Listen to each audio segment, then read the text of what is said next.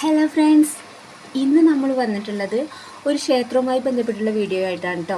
ഈ ക്ഷേത്രം സ്ഥിതി ചെയ്യുന്നതും നമ്മുടെ മലപ്പുറം ജില്ലയിലെ പെരിന്തമണ്ണക്കടുത്തുള്ള അരക്കുപറമ്പാണ് കേട്ടോ. അരക്കുപറമ്പ് അർദ്ധനാരീശ്വര ക്ഷേത്രമാണിത്.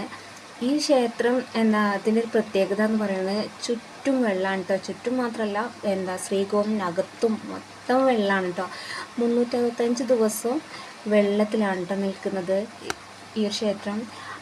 ഈ ക്ഷേത്രം എന്ന് പറഞ്ഞാൽ കേരളത്തിൽ തന്നെ അപൂർവമായിട്ടുള്ളൊരു ക്ഷേത്രമാണ് കേട്ടോ. അതായത് വെള്ളത്തിൽ 365 ദിവസം വെള്ളത്തിൽ നിൽക്കുന്ന അർദ്ധനാരീശ്വര ക്ഷേത്രം കുറവാണെന്നാണ് ഞാൻ പറയുന്നത് കേട്ടിട്ടുള്ളത്.